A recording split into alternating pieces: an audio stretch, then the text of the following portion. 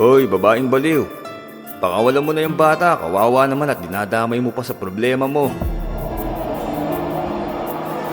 Oo nga, ang kapal naman ng mukha ng babaeng yan. Pati bata ay dinadamay sa kanyang kalokohan. Huwag niyo masyadong sabihan ng ganyan yan. Hindi niyo ba alam? Bantog namang kukulam na aswang ang babaeng yan. Kayo, huwag kayong makialam. Pagsisisihan niyo ang pakikialam niyo sa aking ginagawa. Isinusumpa ko. Pagsisisihan niyo ito.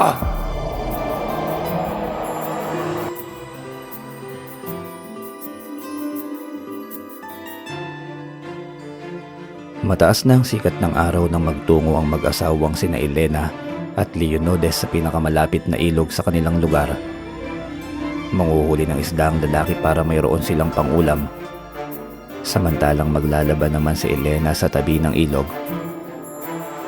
Abala lamang si Elena sa paglalaba, samantalang si Leonides ay nagtataka na kung bakit walang masyadong isda ang nagpapakita ng mga sandaling yon.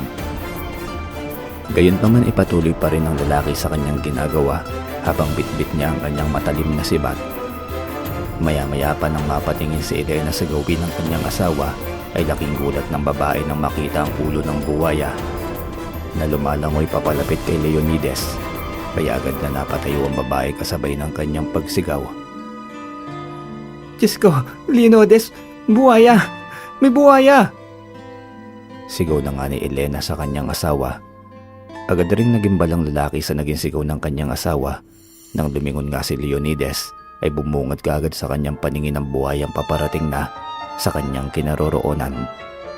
Nataranta kaagad si Elena sa nakikita niya kaya muling sinigawan ng babae ang kanyang asawa na bilisan ng paglangoy pabalik sa tabi ng ilog. Nagmamadali naman si Leonides na lumangoy nang mabilis para hindi siya maabutan ng dambuhalang buwaya.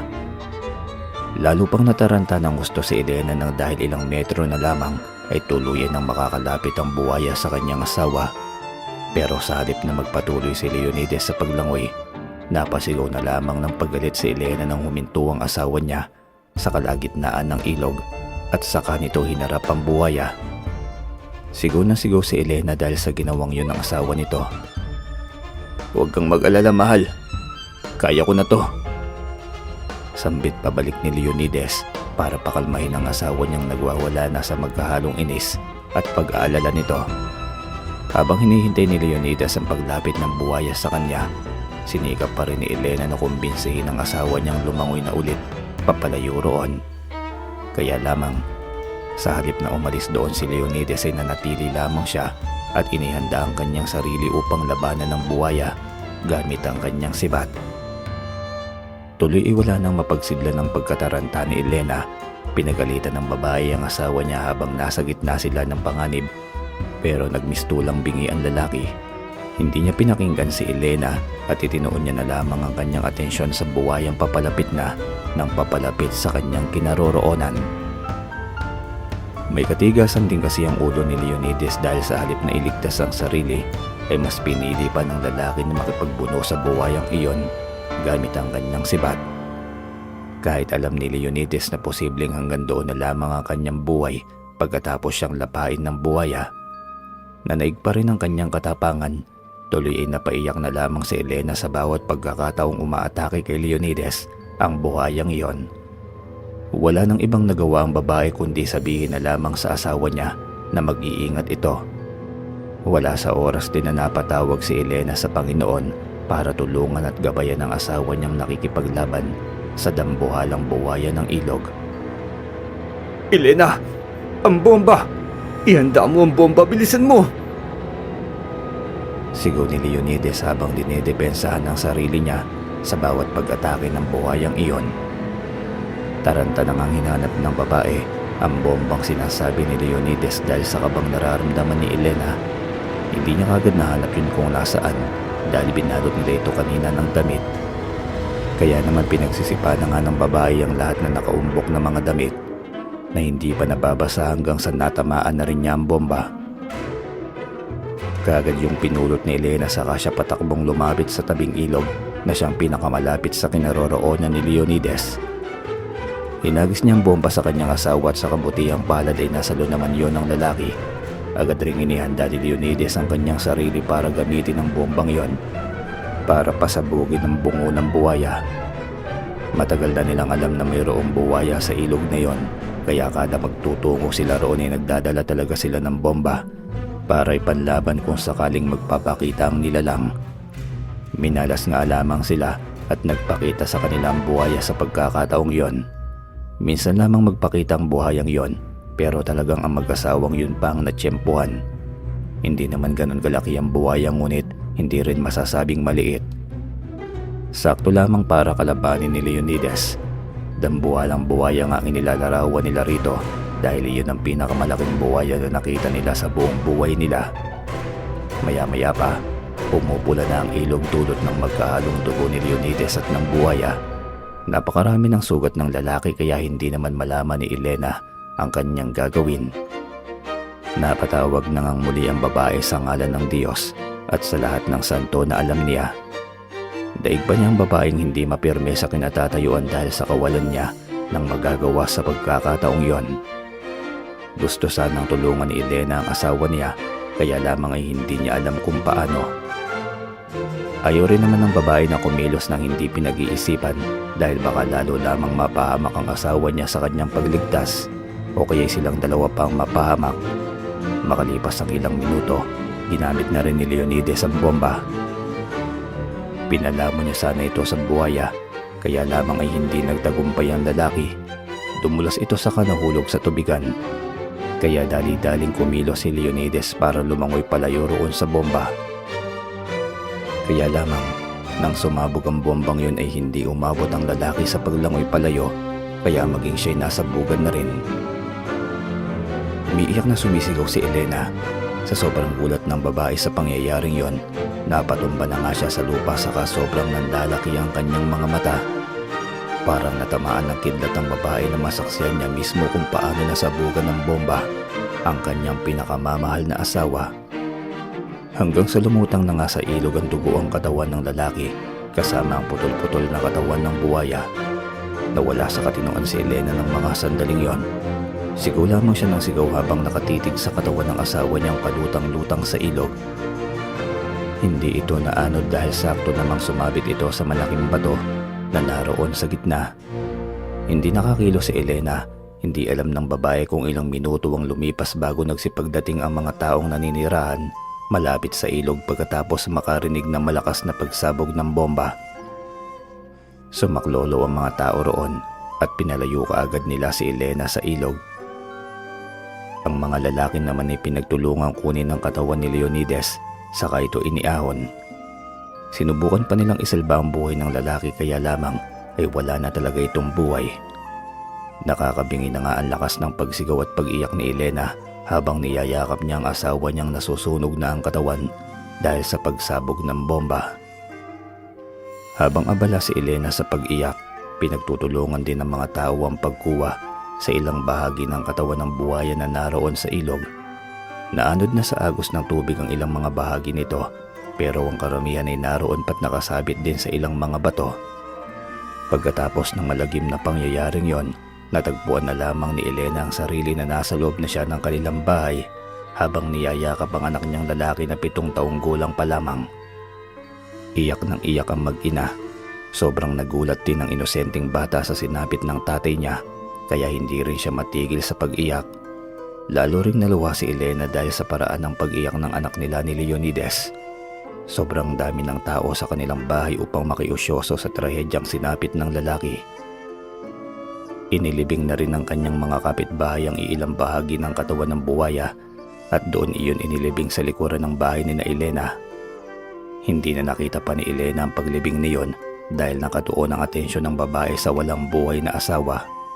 Pero sinabihan pa rin siya ng kanyang mga kapitbahay kung saan ililibing ang buwaya.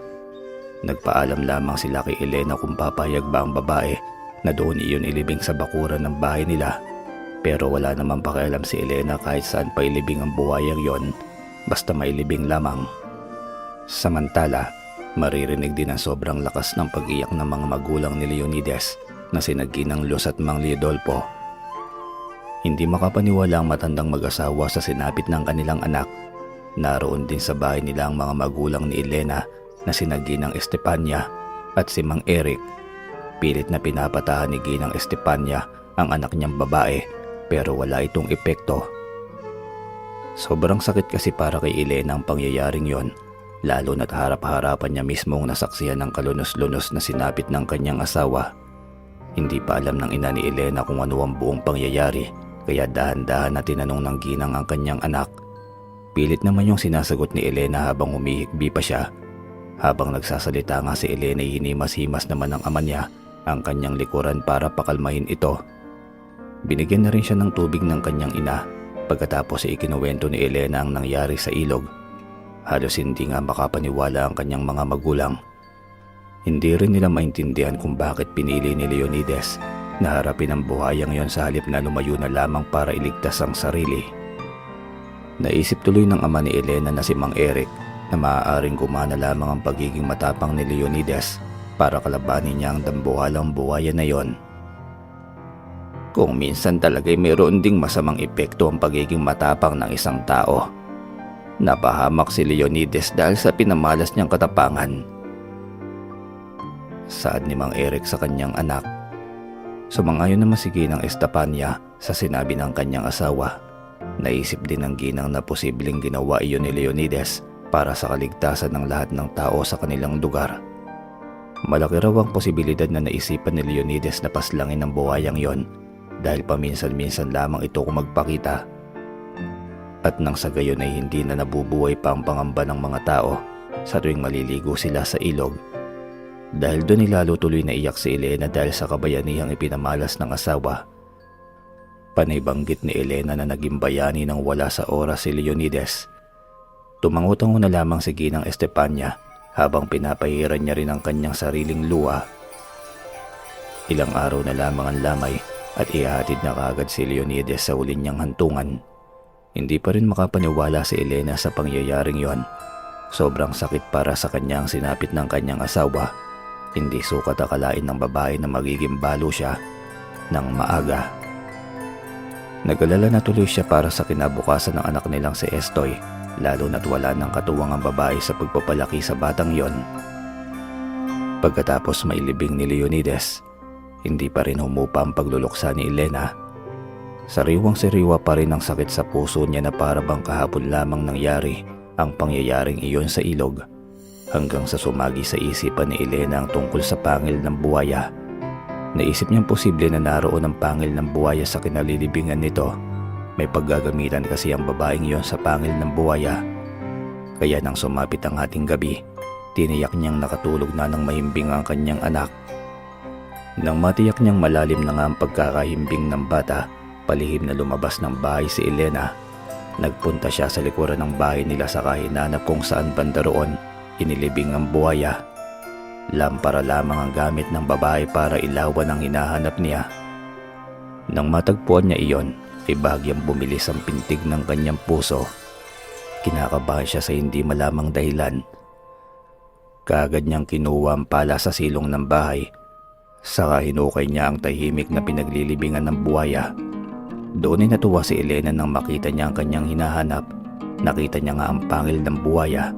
Kaya agad niya yung pinutol saka kinuha mula sa bibig ng dambuhalang hayop. Napaluhan na namang muli si Elena nang titigan niya ang pangil. Dahil hindi sukat akalain ng babae, nabuhay ni Leonides ang kapalit sa pangil na yon. Noon pa kasi ay nais na ni Elena na makakuha ng pangil ng buwaya dahil gagawin niya iyong agimat. Nakaramdam tuloy ng kirot sa puso ang babae nang maisip niya ang pagsasakripisyo ni Leonides sa kanyang buhay makuha lamang ang pangil na yon. Mayroon kasing bertud si Elena na gawing agimat ang iilang espesyal na bagay, kaya binalak niyang magsagawa ng ritual para gawing agimat ang naturang pangil. Sa ganoong paraan, magkakaroon din ng panibagong kabuluhan ng pagkamatay ng kanyang asawa. Sa gabi ring iyon ay sinagawa kaagad ni Elena ang ritual habang tulog pa ang kaisa-isa nilang anak. Ginawa niyang agimat ang pangil. Nahihirapan si Elena sa umpisa pero nilakasan niya ang kanyang kalooban. Humugot siya ng malalim na konsentrasyon hanggang sa lumipas ang maraming minuto ay nagawa niya rin ang kanyang ninanais. Gamit ang natatanging bertod ng babae, nagtagumpay siya sa kanyang ginagawa na gawing agimat ang pangil ng buwaya. Itinago niya kagad ang agimat na yon dahil maaari na iyong magamit balang araw. Makalipas ang ilang linggo, alas 8 ng gabi at maaga natulog si Elena kasama ng kanyang anak. Nang mahimbing na ang kanyang pagtulog ay nakaramdam ng sakit ang babae sa kanyang leeg, kaya nagising kaagad siya. Nagtataka siya kung ano iyong nararamdaman niya dahil hindi ito ordinaryo. Kaya bumangon na muna siya at nakiramdam sa paligid. Hanggang sa ilang sandali pa'y nagulantang na lamang si Elena nang makita ang sigbin na sumisipsip ng dugo ng kanyang leeg. Kaya agad siyang sumigaw sa baikuan ng kanyang agimat. Nagising na rin ang batang si Estoy. Sinigawan kaagad ng babae ang anak niya na pumunta roon sa gilid ng sulok ng bahay. Kaagad namang sumunod ang bata dahil natataranta na rin ito at hindi alam kung ano ang nangyayari. Nilabanan kaagad ni Elena ang sigbin na yon. Malakas din ang sigbin dahil kahit papaano ay nakasipsip siya ng kaunting dugo mula kay Elena. Bahagya na nga nasusugatan ng babae pero hindi siya sumuko. Ginamit niya ang lahat ng lakas niya para kalabanin ang sigbin habang si Estoy ay umiiyak na sa isang tabi dahil hindi nakikita ng bata kung sino ang kalaban ng kanyang inay. Tanging si Elena lamang pala may kakayahang makakita ng sigbin dahil sa taglay niyang bertod. Maya-maya pa, tagumpay na nga napas lang ni Elena ang sigbin na yun gamit ang agimat niya, ang pangil ng buwaya.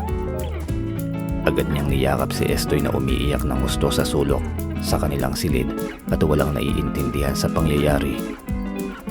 Labis namang nagtataka si Elena kung kaninong alaga ang sigbin na yon at kung bakit siya inatake nito. Sa pagkakaalam kasi ng babae, hindi basta-bastang umaatake ang sigbin sa mga tao kung walang utos sa kanila. Hindi pinatahimik si Elena sa pag-iisip sa bagay na yon. Kaya hindi nga siya nakatulog ulit hanggang sa sumapit na ang umaga. Dahil doon ay nagdesisyon ng babae na lumapit sa kakilala niyang manghuhula ng kanilang baryo. Gusto niyang ipahula kung sino ang may-ari ng sigbin at bakit bigla siya nitong inatake. Wala naman kasing kaaway si Elena para gawin sa kanya yon, kaya nagtataka na nga ang babae. Iniwanan na muna ni Elena sa pinagkakatiwalaan niyang kapitbahay ang kanyang anak. Hindi niya pwedeng isama si Estoy sa pupuntahan niya lalo na't masyado pang inosente ang isipan ng batang yon para maintindihan ang gagawin niyang pagpapahula. Panitanong pa nga si Estoy kung saan daw pupunta si Elena at kung anong gagawin nito. Hindi naman nagsabi ng totoo ang babae. Dinadahilan niya lamang sa kanyang anak na may pupuntahan lamang daw siya saglit at kaagad rin itong babalik. Mabuti na lamang at hindi na nangungulit pa si Estoy, kaya nagkabili na nga si Elena sa anak niya na huwag itong aalis doon sa bahay ng kapitbahay nila. Iniwanan niya na rin si Estoy ng kaunting barya para may pambili ang bata kung sakaling magutom ito. Mayroon kasing isang maliit na tindahan ng kapitbahay nilang iyon. Pagkatapos nun ay umalis na nga ang babae. Kagad siyang dumiretso sa bahay ng kakilala niyang manghuhula na si Matilde. Nasa iisang baryo lamang ang bahay nila kaya mabilis na nakarating si Elena roon. Pagdating niya ay agad siyang inasikaso ni Matilde. Hindi pa matanda si Matilde. Kung titingnan ay halos magkaedad lamang sila ni Elena. Pero mas matanda nga lamang ang edad ni Matilde. Sadyang may batang itsura lamang ang manghuhulang iyon. Pinatuloy kaagad ni Matilde sa kanyang bahay ang bisita. Nagtanong agad ang babaeng manghuhula kung ano ang sadya ni Elena sa kanya. Minsan na rin umutang ng pera si Elena kay Matilde. Kaya akala ng manghuhula ay pera na naman ang sadya nito. Agad na nga yung tinanggihan ni Matilde bago pa man masabi ni Elena ang kanyang sadya. Wala kasing pera si Matilde sa pagkakataong yon dahil nagkasakit ang asawa niya at naubos ang pera nila sa pangbili ng gamot. Pero iyon pala'y hindi agad napansin ni Matilde na iba ang sadya ni Elena sa kanya. Kumunot naman ang noo ni Matilde dahil doon. Sa kanya napansin na mukhang magpapahula nga si Elena sa kanya. Para linawin ang sadya ni Elena roon, sinabi niya na nga kay Matilde na may gusto siyang ipahula sa babaeng iyon. Dahan-dahang hinawi ni Elena ang nakalugay niyang buhok. Saka ipinakita kay Matilde ang sugat doon sa kanyang leeg na sanihin ang pagsipsip ng sigbin sa kanyang dugo. Teka, sigbin yan, Elena! Gulat na saad ni Matilde kalakip ng pagbilog ng kanyang mga mata. Hindi pa man nabanggit ni Elena na kagat nga iyon ng sigbin, nahulaan na kagad ni Matilde kung anong uri ng nilalang amigawa nun. Dahil doon ay mas lalong sumeryoso ang timbla ng mukha ng babaeng manghuhula. Lalo na nang sabihin ni Elena sa kanya na wala siyang ideya kung sino ang may-ari ng sigbin at kung bakit siya pinaatake nito. Sinabi rin ni Elena kay Matilde na wala siyang kaaway, kaya naman nahihirapan talaga siyang tukuyin kung sino ang may gawa nun sa kanya. Napakunot ang noo ni Matilde habang nakapako ang kanyang mga mata sa sugat na nasa leeg ni Elena. Nagkukwento si Elena habang seryoso lamang na nakikinig si Matilde at nakatitig pa rin sa sugat. Doon na nga nagulat ng gusto si Elena nang sinabi ni Matilde sa kanya. Ayon pa kay Matilde, ang mga biyenan umano ni Elena ang may-ari ng sigbin. Sila raw ang may gawa nun sa babae. Inutusan nila ang alaga nilang sigbin para atakihin si Elena. Dahil sa natuklasan ni Elena, napakunot ng gusto ang kanyang noo. Hindi siya makapaniwala sa kanyang naririnig. Para kay Elena imposibleng magawa iyon ng kanyang biyenan sa kanya dahil magkapamilya na sila. Wala ring maisip na matinong dahilan si Elena kung ano ang posibleng rason ng kanyang mga biyenan at kung bakit iyon nagawa sa kanya. Ayaw maniwala ni Elena sa hula ni Matilde. Malaki kasi ang tiwala niya sa kanyang mga biyenan, pero buo rin ang kanyang tiwala sa kakayahan ni Matilde.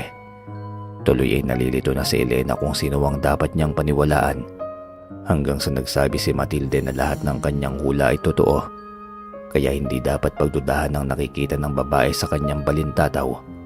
Kaya lamang ilabis na nagtataka si Elena kung bakit siya naisipahamak ng kanyang sariling mga biyenan.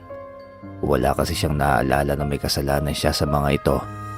Sa huli ay sinikap na lamang ni Elena na buksan ang kanyang isipan at sa lahat ng posibilidad, pinili niyang paniwalaan ang hula ni Matilde. Pagkatapos nun ay inabutan na ni Elena ng kaunting salapi ang manghuhula. Sa umpisa ay hindi pa ito tinanggap ni Matilde dahil likas sa pagkatao ng manghuhulang yon ang pagiging mahiyain. Pero pinilit ni Elena na tanggapin nito ang kaunting salapi na bayad niya sa manghuhula. Saka naman nagpasalamat si Elena sa babae. Ganon din ang manghuhula sa kanya. Nagpaalam na nga si Elena sa manghuhula saka umuwi na sa kanila. Habang naglalakad pa uwi si Elena, wala sa sarili siyang napaisip sa lahat ng posibilidad kung bakit siya naisipahamak ng kanyang mga biyenan.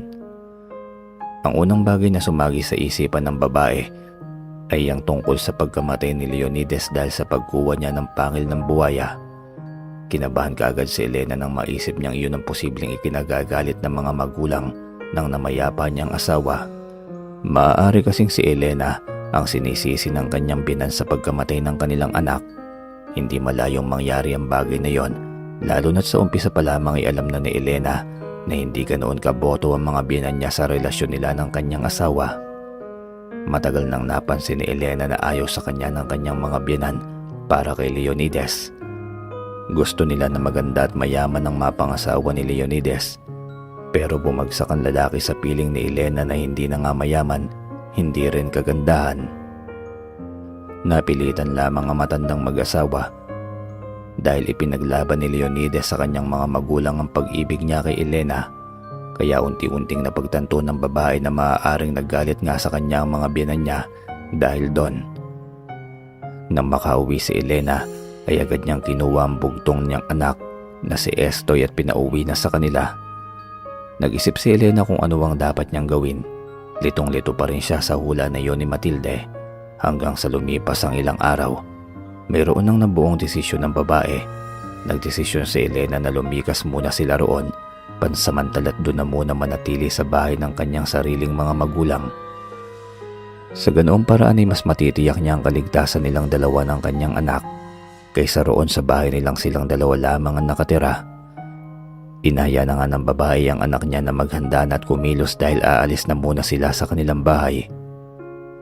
Nay, saan po tayo pupunta? Bakit po ang dami niyong dalang mga damit natin? Tanong ni Estoy sa kanyang ina. Sa lola't lolo mo anak, doon na muna tayo sa kanila. Tugon naman ni Elena sa anak niya. Po, bakit naman po? Iiwan natin ang ating bahay dito? Kunot noong tanong ng inosenteng bata. Hindi na iyon sinagot pa ni Elena Nagpatuloy lamang ang babae sa pagbabalot ng mga gamit na kakailanganin nila sa paglikas doon. Biglaan iyon kaya hindi napigilan ng bata ang magtaka. Hindi nagtagal ay umalis na nga ang mag-ina sa bahay nila. Inulan din sila ng mga tanong mula sa kanilang mga kapitbahay pero walang ibang tugon si Elena, kundi babalik din daw sila kaagad. Sa kagubatan ng mabilis na daanan para makarating kaagad sa bahay ng mga magulang ni Elena, mayroong shortcut sa kagubatang iyon na kaunti lamang ang nakakaalam. Kaya doon na nga sila dumaan ng kanyang anak. Hindi pa rin matigil sa pagtatanong si Estoy sa kanyang ina kung bakit daw sila umalis ng kanilang bahay. Pero ganoon pa rin ang ginagawa ni Elena. Hindi niya pa rin sinasagot ng maayos ang anak niya. Lagi niyang nililihis ang usapan para mawala roon ang atensyon ng bata. Habang nasa kalagitnaan na nga sila ng kanilang paglalakad, nagulantang na lamang si Elena nang harangin sila ng 3 malalaking ahas sa unahan. Kakaibang kilos ng mga ahas na yon dahil sa halip na gumapang palayo, ay gumagapang pa ang mga yon papalapit kay Elena na para bang nais nilang tuklawin ng babae. Tuloy ay agad na nataranta si Estoy at mabilis na kumapit sa damit ng kanyang ina. Agad namang inilabas ni Elena ang kanyang agimat saka inihanda ang sarili para labanan ng mga ahas. Kinakabahan si Elena ngunit nilakasan niya ang kanyang kalooban para bugawin ng mga yon. Kaya lamang ay hindi nagpabugaw ang mga ahas. Hindi natakot ang mga yon kay Elena, kaya walang ibang nagawa ang babae kundi ilabas ang kanyang agimat na pangil ng buwaya para gamitin iyong panlaban sa mga ahas. Pinapunta lang ng babae sa gilid ang anak niya para ba hindi ito madamay o masugatan man lamang. Makalipas ang ilang minuto ay napas lang na niya ang isang ahas. Sumunod naman ang isa pa hanggang sa naputulan niya ng ulo ang 3 ahas na yon. Mabuti na lamang at hindi natuklaw ang babae. Pagkatapos niyang paslangin ng mga ahas ay nilapitan na nga niya ang anak niyang kinakabahan na sa gilid. Sa kanya sinabi sa bata na kailangan na nilang maglakad ng mabilis para makalabas na sila doon sa kagubatang iyon. Mabilis ang bawat hakbang ni Elena habang hawak-hawak niya ang pulsuan ng kanyang anak. Hinihingal na siya pero tinitiis niya pa rin iyon hanggang sa hindi nagtagal ay nakarating na nga silang 2 ng anak niya sa bahay ni Ginang Estefania at ni Mang Eric. Nagulat ang mag-asawa nang makita nila ang kanilang anak at apo na pawis at halatang may tinatakbuhan. Kaagad na ngang pinapasok ni Ginang Estefania sina Elena at Estoy. Namamasana ng pawis sa mga damit na suot ng mag-ina kaya pinagbihis muna sila ng mag-asawang Estefania at Eric bago pinaulanan ng tanong si Elena. Matapos magbihis ay nag-uusap na nga sila. Elena, anak, ano bang nangyayari at napasugod ka bigla rito sa bahay? Saka bakit ang dami mong daladalang damit, iha? Daig mo pang naglayas ah. Saan ba kayo papunta ng apo ko? Sunod-sunod na tanong nga ng ama ni Elena na si Mang Eric na siya namang tinatanguan lamang ni Ginang Estefania. Doon sinabi ni Elena sa kanyang mga magulang na doon muna sila mananatili sa bahay ng mga ito kahit ilang araw o linggo lamang. Binanggit ni Elena na may hindi magandang pangyayari sa bahay nila at nag-aalala siya na hindi lamang para sa kanya sarili kundi para na rin sa kaligtasan ni Estoy. Ayaw pa nga sanang sabihin ng babae ang eksaktong dahilan pero nagpumilit ang kanyang ina na ipaliwanag niya ang sinasabi niyang kakaibang pangyayari sa kanilang tahanan. Napilitan na nga si Elena na sabihin iyon sa mga magulang niya. Ipinaliwanag ni Elena kina Ginang Estefania at Mang Eric na wala pang 1 linggo matapos siyang muntik ng mapas lang ng isang sigbin.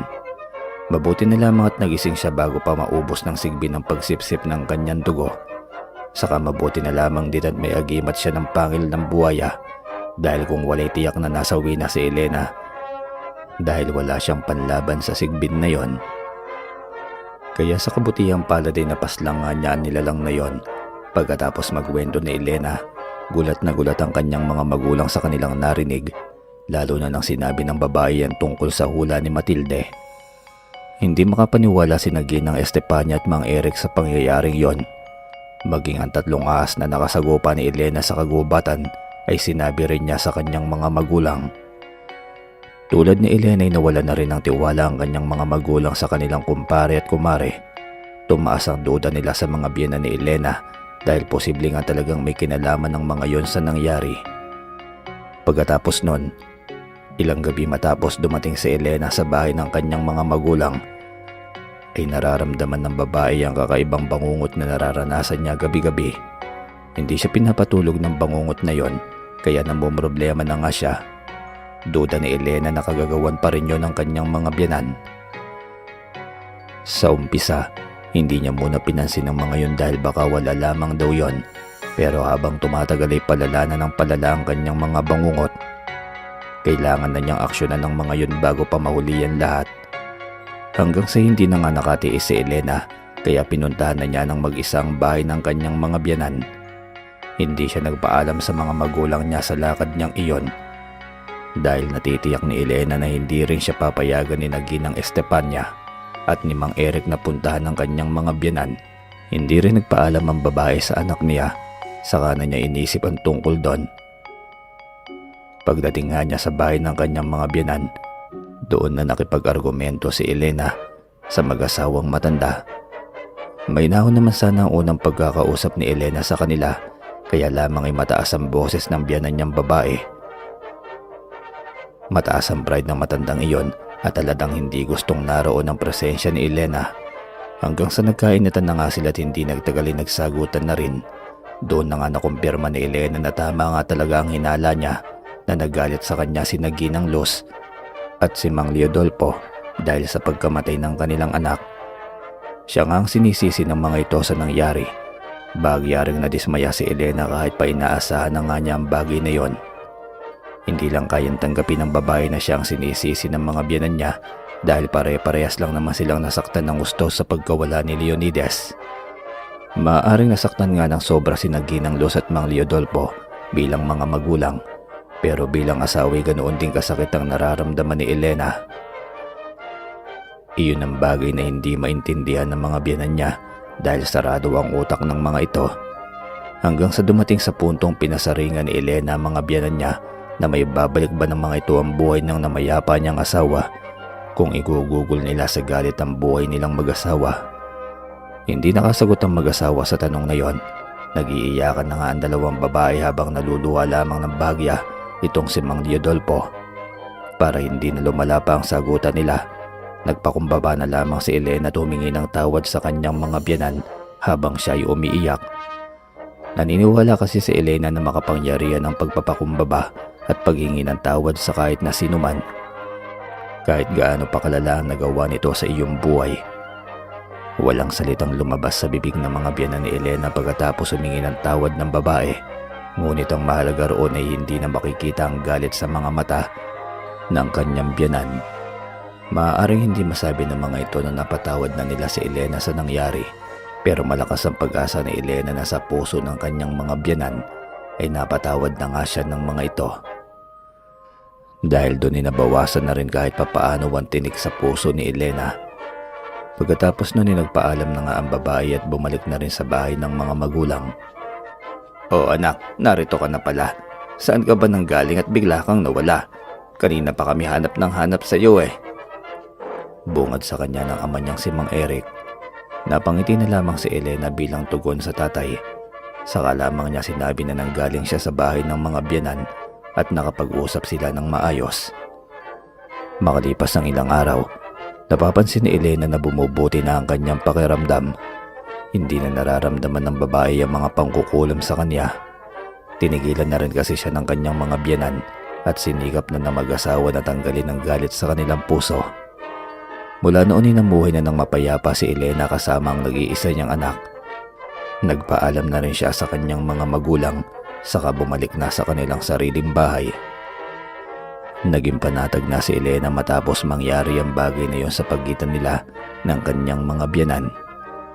Akala ng babae ay doon na magsisimulang muli ang kapayapaan sa kanyang buhay, pero nagkakamali siya. Kung kailan iniisip niyang ayos na ang lahat, saka naman dumating ang panibagong malas o tinik sa kanyang lalamunan. Gabi-gabing napapansin ni Elena na mayroong katok ng katok sa kanilang bahay. Noong unang beses na nangyari yun ay pinagbuksan niya pa. Kaya lamang nang tingnan niya sa labas kung sino ang kumakatok ay wala siyang nakitang sinumang tao roon. Kaya noong ikalawang beses na may kumatok, hindi na ito pinagbuksan pa ng babae. Kinakabahan na kasi siya dahil baka isa yung masamang nilalang. Unang gabi pa lamang na nangyari yon, hindi na mapalagay si Elena.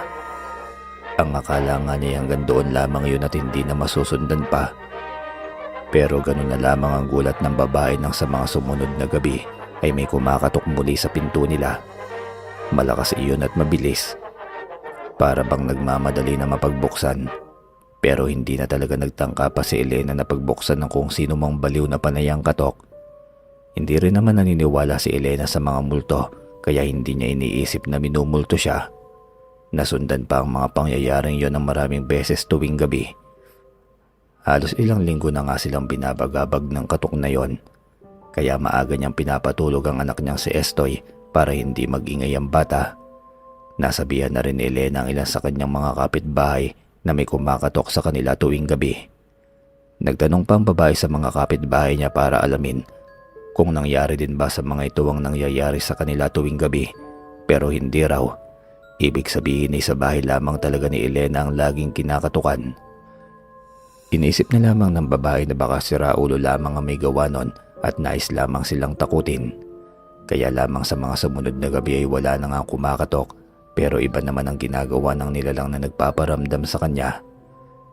Sa halip na katok ay kinakaluskos ng nilalang na yun ang bubong ng bahay ni Elena, maging ang dingding nilang yari sa kabayan. Hindi na nga nagustuhan ni Elena ang pangyayaring yun lalo na't iniisip niyang parang inaaswang na nga siya. Hindi tuloy makatulog na maayos si Elena. Dahil doon, malas lamang din at nagising si Estoy kaya hindi naiwasan ng bata ang magtanong kung ano nga ba yon. Natatakot si Estoy subalit sinikap naman siyang pakalmahin ng kanyang ina hanggang sa nakumpirma ni Elena na inaaswang nga talaga sila dahil may isang gabi na nakarinig siya ng tunog ng aswang. Alam na agad ng babae kung anong uri ng nilalang yon. Ang hindi lang malaman ni Elena ay kung bakit sila lamang ang inaaswang at hindi kasali ang mga kapitbahay. Gustong malaman ni Elena ang sagot sa tanong niyang iyon pero hindi niya naman alam kung paano. Isang araw ay 11:00 ng umaga nang maglabas si Elena sa batis na nasa gilid lamang ng bahay nila. May napansin siyang babaeng nakaitim na nakasuot ng takip sa muka. Naglalakad ang babaeng yon papalapit sa batis. Hindi na iyon pinagtuunan pa ng pansin ni Elena dahil abala nga siya sa mga damit na nilalabahan niya. Akala niya iinom lamang ang babaeng yon o di kaya'y maghuhugas ng paa. Pero nagulat na lamang si Elena dahil biglang nagsalita ang babae at mukhang siyang kinakausap nito. Buong buhay mong pagsisisihan ang pagkamatay ng asawa mo. Nakakapangilabot na bulalas ng babaeng yon, saka nagmamadaling umalis sa batis. Kunot na kunot ang noo ni Elena. Tinawag niya pa ang babae saka tinangka niya pang sundan ito pero mabilis itong naglaho at hindi na niya makita kung saan dumaan. Agad na kinabahan si Elena sa hindi niya malamang dahilan. Hindi niya kilala ang babaeng yon pero mukhang kilala siya nito, lalo na't alam nito ang nangyari sa kanyang asawa. Hindi na nga matahimik ang isipan ni Elena mula noon. Ang malala pa roon ay hindi lamang isang beses nagpakita ang babaeng yon sa kanya, para bang sinusundan siya nito kahit saan siya magpunta. Hanggat mag-isa lang siya, laging naroon ang babaeng nakaitim at nakamasid sa kanya mula sa malayo. May isang beses na sinubukang habulin ni Elena ang babaeng yon para kausapin pero hindi niya magawang abutan dahil mabilis na nawawala ang babae. Pakiramdam tuloy ni Elena ay hindi naligtas ang kanyang buhay. Wala siyang kahit nakatiting na ideya kung ano ang sadya ng babaeng yon sa kanya. Lingid sa kaalaman ni Elena, ang babaeng yon ay may parte sa buhay ng namayapa niyang asawa na si Leonides. Hindi may tuturing na kabit ni Leonides ang babaeng yon dahil hindi ito pinatulan ng lalaki noong nabubuhay pa siya. Pero hindi ito basta-basta lamang sa buhay ni Leonides dahil ang babaeng yon ay matagal nang umiibig sa kanya. Mas nauna pa siyang dumating sa buhay ng lalaki kaysa kay Elena. Hindi pa man nakikilala ni Elena si Leonides, naroon na ang babaeng yon at palihim na umiibig sa asawa ni Elena. Hindi lamang nito nagawang ipagtapat ang kanyang nararamdaman dahil sa isang mapait na katotohanan. Natatakot ang babaeng yun na hindi siya matanggap ni Leonides dahil hindi siya isang ordinaryong tao, kundi isang magkahalong mangkukulam at aswang. Walang kamali-malay si Elena na magugulong muli ang kanyang buhay dahil sa babaeng karibal niya sa namayapa niyang asawa. Ilang araw mula nang magparamdam ang babae sa kanya, lalong bumigat ang pakiramdam ni Elena dahil muli niyang naramdaman sa kanyang katawan na parang kinukulam na naman siya. Pamilyar na sa kanya kung ano ang pakiramdam ng makulam dahil nakulam na nga siya noon ng kanyang mga biyanan. Kaya naman alam na ng babae na sa pagkakataong yun ay kinukulam na naman ito. Kahit ginamit na ni Elena ang bertud niya at ang kanyang agimat na pangil ng buwaya, nahihirapan pa rin siyang labanan ang kulam na yon. Ibig sabihin nun, talagang pinagandaan ng mangkukulam ang pangkukulam nito sa kanya. Hindi rin may tatangging malakas ang kapangyarihan ng naturang mangkukulam dahil kaya nitong labanan ng agimat ni Elena. Dahil doon ay nakaramdam siya ng inis. Walang ibang pumasok sa kanyang isipan kundi ang mga biyanan niya pa rin. Walang ibang kakilalang mangkukulam si Elena kundi ang mga biyanan niya lamang. Bagamat hindi alam ng mga tao na mangkukulam ang mga ito, pero siya'y alam niya yon. Kaya ang ginawa ni Elena, sinugod niya ang kanyang mga biyanan sa bahay nito. Sinikap pa rin niyang pakalmahin ang sarili pero hindi niya maiwasang magalit. Pakiramdam kasi ng babae ay niloko siya ng mga ito dahil maayos naman sana silang nag-usap nung huli. Akala niya ay nagkapatawaran na sila, pero heto na naman at kinukulam na naman siya. Anong sinabi mo, Iha? Kinulam ka muli ng asawa ko. Aba, nagkakamali ka. Hindi totoo yan. Wala na kaming ginagawang masama sa iyo pagkatapos ng huli nating usapan. Takang wika ng kanyang biyanang lalaki. Totoo yan, Iha. Sumpa man, hindi na kami ang may gawa niyan. Sadrinigin ng Luz. Nakikita ni Elena mula sa mga mata ng kanyang mga biyanan na para bang nagsasabi ng totoo ang mga ito. Mabilis malaman ng babae kung magsisinungaling ba ang kanyang mga kausap o hindi. At sa pagkakataong yun ay hindi nga kinakitaan ng pagsisinungaling ang mga biyanan niya. Kaya naman nagtataka si Elena kung anong nangyayari sa kanya at kung sino na naman ang kumukulam sa kanya, gayong wala naman siyang kaaway. Nagtanong na nga ang mga biyanan ni Elena kung ano raw ba ang nangyayari. Sinagot naman iyon ng babae saka siya humingi ng paumanin sa mga ito dahil sa kanyang pagdududa. Mabuti na lamang at hindi na yun minasama pa ng kanyang mga biyanan. Nagkuwento si Elena sa kanila tungkol doon sa mga kakaibang pangyayari. Mula roon sa ilang gabing pagkatok sa kanilang bahay, pagkaluskos ng bubong at dingding at iyong naririnig niyang tunog ng aswang. Hanggang sa biglang sumagi sa isipan ni Elena tungkol sa babaeng nakaitim na palaging sumusunod sa kanya noong nakaraan. Binanggit niya rin iyon kina Ginang Luz at Mang Leodolfo. Biglang naging interesado ang mag-asawa kung sino ang babaeng yon. Pero gaya nga nila hindi rin alam ni Elena kung sino ba yon. Kaya naman inilarawan na lamang ni Elena ang itsura ng babaeng yon. At nagbaka sakali siyang makilala ito ng mga biyanan niya. Doon ay hindi inaasahan ni Elena ang mga salitang binitiwan ng biyanan pagkatapos marinig ang mahaba niyang pagsasalaysay.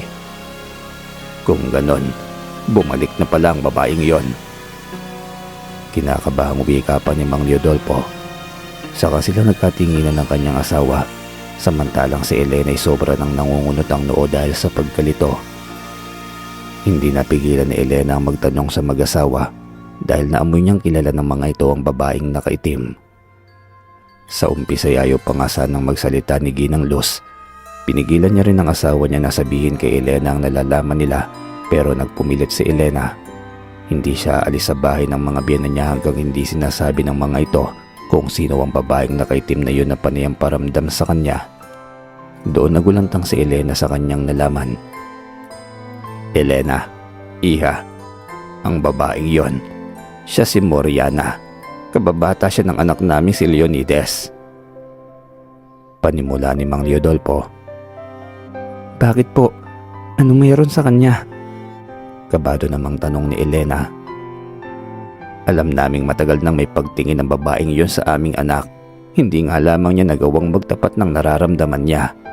Naduduwag siguro siya lalo na't kakaibang pamilyang kinabibilangan niya. Ang huli naming balita sa kanya, maraming taon na rin ang nakalipas. Umalis sila sa baryo natin at walang nakakaalam kung bakit. Wala ring nakakaalam kung saan sila lumipat ng tirahan. Kaya ngayong sinabi mong may nagpaparamdam sa iyo na ganoong uri ng babae, nagulat kami. Ganon na ganon na manamit si Moriana. Purong itim at lagi nagsusuot ng telang pantakip sa kanyang muka. Mahabang paliwanag ni Mang Leodolfo. Tahimik namang nakikinig si Elena pero nabubuhay na ang kaunting galit sa kanyang puso. Nagpasalamat na ang babae sa mga biyanan niya saka umalis ng bahay. Nag-isip kaagad si Elena, kung hindi ang kanyang mga biyananan ng kulam sa kanya, malaki ang posibilidad na iyong babaeng nakaitim na yun ang may kagagawan. Si Moriana ang pinagbibintangan ni Elena ngayon. Isang bagay na tama naman dahil tunay ang si Moriana ang kumukulam sa kanya. Dahil doon, noong muli niyang makita si Moriana na sinusundan siya, kinuha na ni Elena ang pagkakataong yun para habulin ng babae at huwag itong hayaang makatakas muli. Binilisan ni Elena ang pagtakbo niya at sa kabutihang palad, nahabol niya nga si Moriana. Agad na tinanggal ni Elena ang takip nito sa mukha at nagulat siya nang makita kung ano ang tinatago nito. Mayroon palang napakalaking balat sa pisngi ang babaeng yon at mabalahibo ang balat niya. Sobrang itim nun pero hindi iyon ang pinagtuunan ng pansin ni Elena. Kinumpronta niya si Moriana at nagsigawan na nga silang dalawa. Nagbanta si Elena sa babae na tigilan na siya nito dahil hindi rin daw niya uurungan si Moriana. Pero walang ni isa sa kanila ang natakot. Kung matapang si Elena ay matapang din si Moriana. Ang sabi pa nga ni Moriana ay hindi raw siya natatakot kay Elena o sa kahit na sino man. Nagulat si Elena nang sabihin ni Moriana na nakulong na pala ang babaeng yon kaya hindi siya natatakot na muling makahimas ng rehas. Kumpirmado rin si Moriana nga ang kumukulam kay Elena dahil inamin ito ng babae sa harapan mismo ni Elena. Pagkatapos ng mainit na usapan nilang yon ay umalis na nga nang walang paalam si Moriana. Saka naiwang mag-isa si Elena at hindi pa rin makapaniwala sa kanyang nalaman. Kahit papaano nakaramdam tuloy ng kaunting kaba ang babae dahil galing na pala sa kulungan ng binabangga niya o ang pumangga sa kanya. Pagkatapos nun ay kinuwento ni Elena sa kanyang mga magulang ang tungkol sa nangyari. Sinabi niyang may panganib na naman sa kanyang buhay dahil kay Moriana. Iniwasan ni Elena na malaman ng kanyang anak ang tungkol doon dahil masyado pang bata ang anak niya para mabuhay na puno ng takot at pangamba. Kaya silang matatanda lamang ang nakakaalam ng tungkol doon. Napapaisip si Elena kung ano ang kailangan ni Moriana sa kanya. Hindi niya kasi naitanong sa babaeng yung kung ano ang sadya nito at ginugulo niya ang buhay ng babae, gayong wala naman siyang kasalanan kay Moriana. Kung tungkol naman kay Leonides, na mayapa na ang lalaking yon kaya ano pang kailangan ni Moriana. Para kay Elena wala nang saysayang ginagawa ng babaeng mangkukulam dahil patay na ang lalaking minahal nilang pareho. Pero para naman kay Moriana, kailangan niyang may paghiganti ang pagkamatay ni Leonides kahit wala pa rin kasalanan si Elena sa pagkasawi ng buhay ng kanyang asawa. Gusto lamang ni Moriana na may masisi siya sa nangyari. Nakulong kasi si Moriana dahil ipinagtanggol niya si Leonides noon. Inako ng babae ang kasalanang hindi naman niya ginawa. May aksidente kasing napaslang si Leonides at hindi niya ito sinasadya. Dahil naging saksi si Moriana sa pangyayaring yon, siya ang umako ng krimen. Iyon ang patunay na totoong minahal ni Moriana si Leonides. Iyon din ang sikretong pinakaiingatan nila na hanggang sa kasalukuyan ay hindi pa rin alam ni Elena. Maging ang mga magulang ni Leonides, hindi rin alam ang tungkol sa pangyayaring iyon. Kaya nang makalaya si Moriana mula sa pagkakabilanggo, masayang-masaya ang babae at una niyang pinuntahan si Leonides. Pero nagulat lamang siya nang sabihin ng mga tao na patay na nga ang lalaking iyon. Nadurog ang puso ni Moriana. Hindi siya makapaniwala sa nangyari. Si Leonides lamang ang palagi niyang iniisip nung nasa loob pa siya ng kulungan. Dahil ang lalaking yun lamang ang pinaguhugutan niya ng lakas. Kaya nang malaman niyang patay na ito, nabuhay na naman ang matinding galit sa kanyang puso.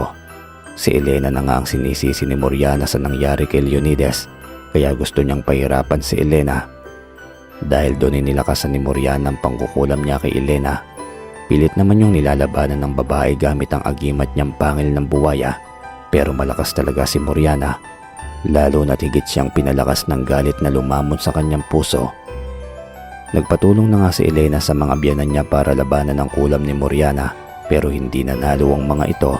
Natalo sila sa lakas ni Moriana Pinayuhan ni Ginang Luz si Elena na magpatulong siya sa ibang mangkukulam na kayang labanan ng kulam ni Moriana, kaya lamang ay walang sapat na perang pambayad si Elena sa kanila. Hindi basta-bastang makahingi ng tulong ang babae, lalo na tungkol iyon sa pangkukulam dahil buhay ang nakataya roon. Kung sino man ang magpasyang tutulong kay Elena, siguradong malalagay sa alanganin ang buhay nito dahil isa yung labanan na buhay ang nakataya. Kaya walang nais tumulong kay Elena dahil wala siyang pambayad. Manganganib na nga ang buhay, wala pang matatanggap na bayad. Walang sino man na magpapakabayani para gawin ang bagay na yon. Dahil doon ay napilitan si Elena na mag-isip ng ibang paraan para tulungan ang sarili. Naisip niyang baka kulang lamang ang pagsisikap niyang paganahin ang kanyang bertod at agimat laban sa mga masasamang elemento. Kaya ang ginawa niya ay nagsagawa siya ng isang ritual. Naalala ni Elena na mayroong itinurong ritual ang kanyang lolo noon bago ito namayapa.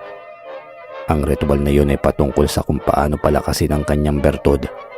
Kung sakaling magtagumpay siya, magagawa niya ring palakasin ang kapangyarihan ng kanyang agimat. Sa bertod magsisimula ang lakas ng isang agimat. Ang bertod ay likas na kapangyarihan ni Elena na nasa kanyang katawan lamang at walang sino man ang maaaring makakuha nito. Dalawa lamang ang patutunguhan ni Elena sa isinasagawa niyang ritual. Una'y maaari siyang mawala sa kanyang sarili kung hindi siya magtatagumpay. Posibleng ikabaliw niya ito. Ang pangalawa naman ay lalakas ang kanyang bertod kung magtatagumpay siya. Kaya nagdasal na nga si Elena sa kung sino mang Diyos-Diyosan niya. Sa kanya isinagawa ang ritual sa kalagitnaan ng gabi habang mahimbing nang natutulog ang kanyang anak. Mahigit 2 oras ang ginugol ng babae sa ritual na yon. Nangihina na nga siya dahil ginamit niya ang lahat ng kanyang lakas. Pero sa huli ay nagtagumpay ang babae.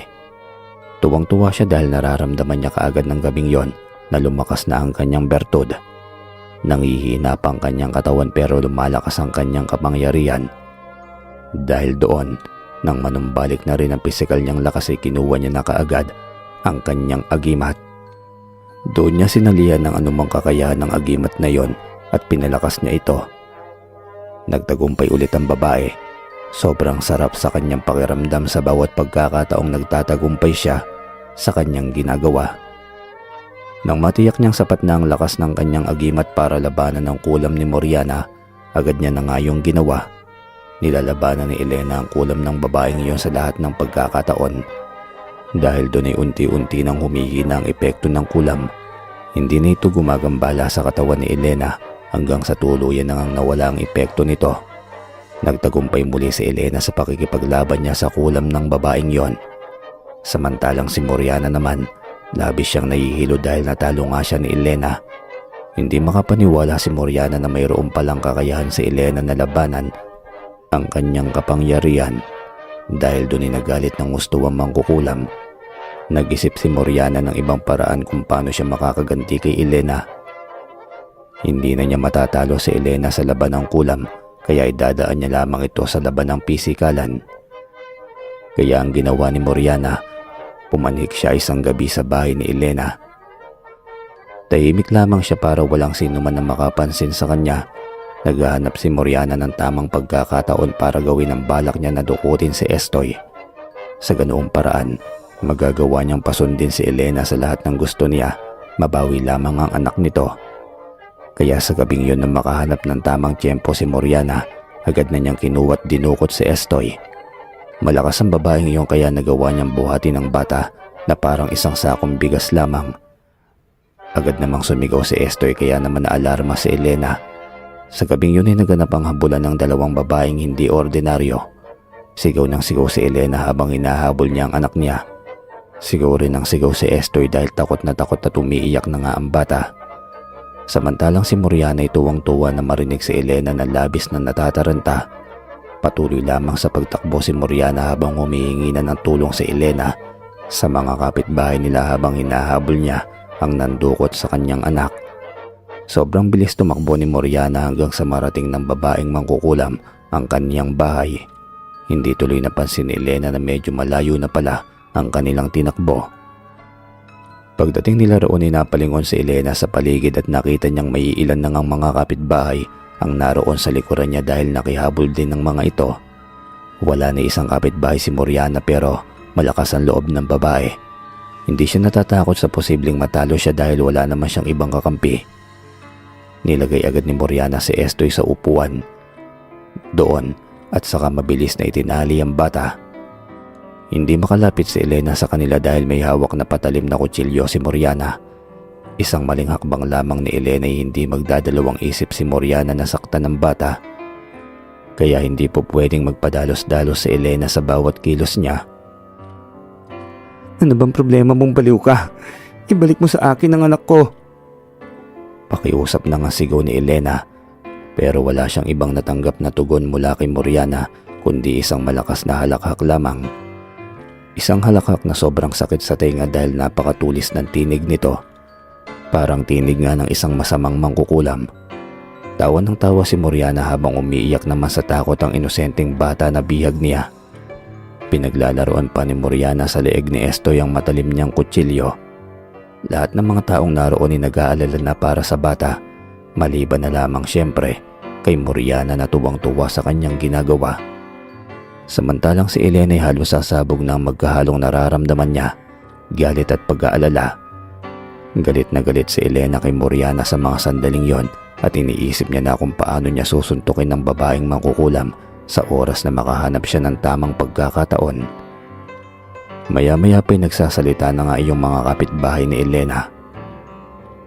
Hoy babae, bitiwan mo na ang batang yan. Nababaliw na yata ang babaeng yan, pati bata'y dinadamay na. Oo nga eh. Hoy, kung ano man yung alitan nyo ni Elena, huwag mo idamay ang anak niya. Kawawa naman yung bata oh. Tumahimik kayo, wala kayong kinalaman, kaya huwag kayong makialam dito. Galit pa ngang sigaw pabalik ni Moriana sa kanila. Isa-isa pang pinanduduro ni Moriana ang mga kapitbahay ni Elena. Gusto niyang palisin ang mga ito dahil naaalibadbara na siya sa pagmumukha nila pero hindi umalis sa mga kapitbahay ni Elena. Gusto rin nilang tumulong na kunin si Estoy mula sa kamay ng babaeng mangkukulam na yon. Maya-maya pa'y dumating ang mga magulang ni Elena kasabay ang kanyang mga biyanan. May kapitbahay si Elena na nagbalita sa dalawang mag-asawa na dinukot nga ni Moriana ang apo nila kaya taranta agad ang mga ito at sabay silang nagpunta sa kinaroroonan ng bahay ni Moriana. Panisigawan na nga sila roon para patigilin si Moriana sa ginagawa niya kay Estoy dahil halos hindi na makahinga ang bata sa pag-iyak niya dahil sa takot. Sa bawat iyak ni Estoy, palaki naman ng palaki ang nararamdamang galit ni Elena kay Moriana. Dumating na nga sa puntong nagpakumbaba na lamang si Elena. Nagmakaawa siya kay Moriana na ibalik na nito ang kanyang anak pero hindi nakinig ang babaeng mangkukulam. Sa halip ay biglang nagseryoso si Moriana.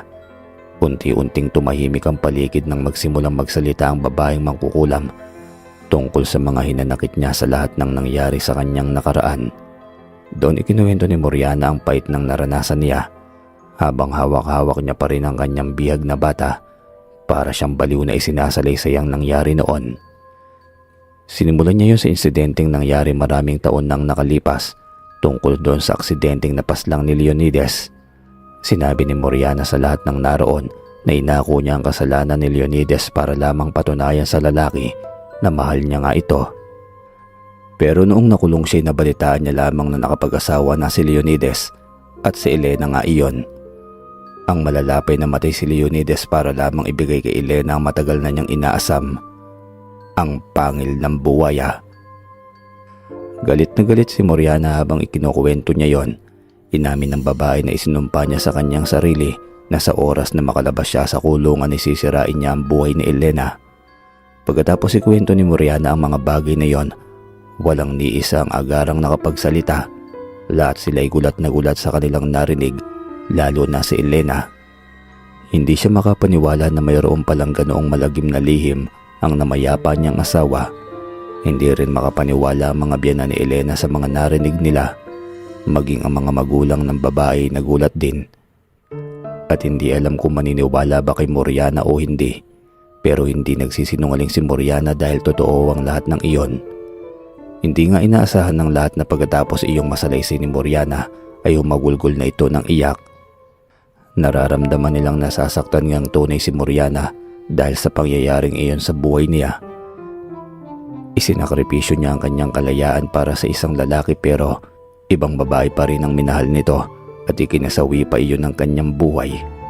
Kaya nang marinig nila yun ay naiintindihan na nila ang pinagmulan ng galit ni Moriana. Habang umiiyak nga si Moriana ay kinuha agad ni Elena ang pagkakataong yon para takbuhin ang kinaroroonan ng anak niya at iniligtas ito mula sa kamay ni Moriana. Sobrang bilis ng pangyayaring yun at bago pa man makakilos si Moriana ay agad nang natulungan si Elena ng mga kapitbahay niya para protektahan sila mula kay Moriana. Ang iba sa kanila ay dinipensahan ng mag-ina samantalang ang iba naman ay hinahawakan na nga ang magkabilang kamay ng babaeng mangkukulam.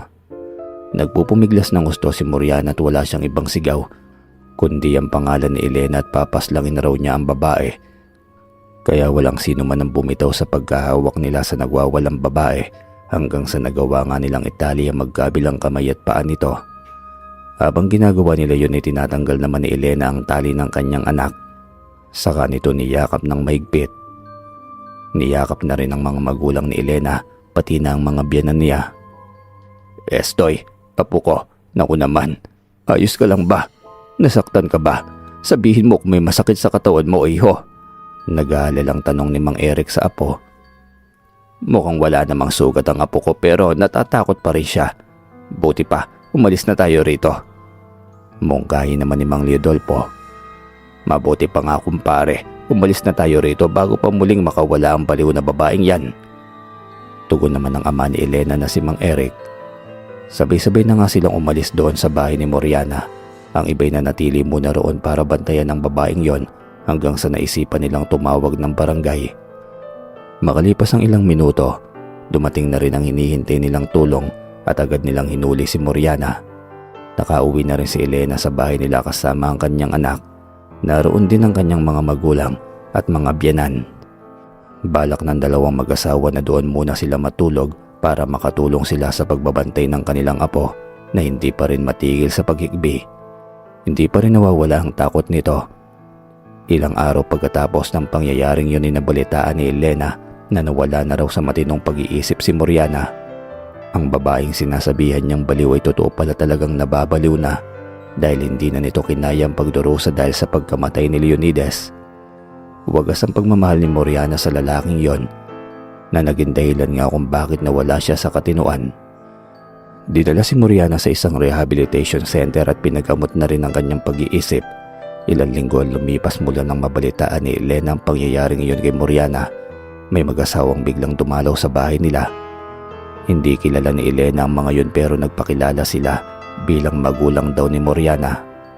Mukhang mababait naman pero nagdadalawang isip pa si Elena kung patutuloyin nga ba niya ito sa loob ng kanyang bahay, pero sa huli pinatuloy pa rin niya ito. Ang sadya ng mag-asawa, gusto lamang daw nilang humingi ng kahit na isang litrato ni Leonides dahil walang ibang hiling si Moriana kundi iyon lamang. Gusto raw ng babaeng yun na may nakikita siyang larawan ni Leonides habang nagpapagaling siya sa isang rehabilitation center. Naging maawain naman si Elena. May ilan naman siyang larawan sa asawa niya kaya pinagbigyan niya na nga si Moriana. Nagbigay si Elena ng isang larawan ni Leonides at nagpasalamat naman kaagad ang mag-asawa bago umalis ng bahay nila. Umaasa na lamang si Elena na gagaling din si Moriana at magiging payapa na ang buhay nito. Naaawa rin naman kasi siya kay Moriana kahit papaano. Mula nang mangyari kay Elena ang bagay na yon, naging mas matatag na siya sa kanyang buhay alang-alang sa kanyang anak. Wala na ring nanggulo pa sa kanilang mag-ina. Doon na nga nagsimula ang kapayapaan sa kanilang buhay hanggang sa dumating ang panahon na lumaki na rin si Estoy. Nagbibinata na ito at hindi na rin bumabata pa si Elena pero masaya na siya sa kanilang buhay kahit mag-isa niya lamang na tinataguyod ang anak. Hanggang isang araw ay nabalitaan ni Elena na nakalabas na nga ng rehabilitation center si Moriana. Magaling na ang pag-iisip ng babaeng iyon. Ang ikinagulat lamang ni Elena ay nang muli silang magkita ni Moriana. Hindi inaasahan ni Elena na humingi ng tawad ang babaeng yun sa kanya at nararamdaman naman niyang taos-puso ang paghingi nito ng tawad. Nagsisisi si Moriana sa lahat ng nagawa niya sa buhay ni Elena. Huli na nang mapagtanto niyang walang kasalanan si Elena sa sinapit ng kanyang buhay pag-ibig. Humingi rin ng tawad si Moriana sa batang si Estoy na noong mga panahong yun ay nagbibinata na nga. Nangako si Moriana na hindi na muling mangyayari ang lahat ng kasamaang nagawa niya sa buhay. Naanting naman ang puso ng mag-ina kaya hindi sila nagdalawang isip na patawarin ito. Pagkatapos nilang magkapatawaran, saka lamang naramdaman ni Moriana ang tunay na kaligayahan sa kanyang puso. Sa loob ng maraming taon, noon niya lamang naramdaman ang muling kahulugan ng buhay. Napagtanto ni Moriana na mas masarap nga talagang mabuhay kung palalayain na ang galit sa kanyang puso. Napatawad niya na rin ang kanyang sarili. Magmula noon lahat sila'y masaya nang ipinagpatuloy ang kanya-kanya nilang buhay. Iniwanan na nila sa nakaraan ang lahat-lahat ng hindi magandang pangyayari noon. Kaya wala nang mas makapangyarihan pa sa pagpapatawad at pagmamahal. Hanggang dito na lamang po ang kwento ni Elena. Maraming salamat po sa pakikinig.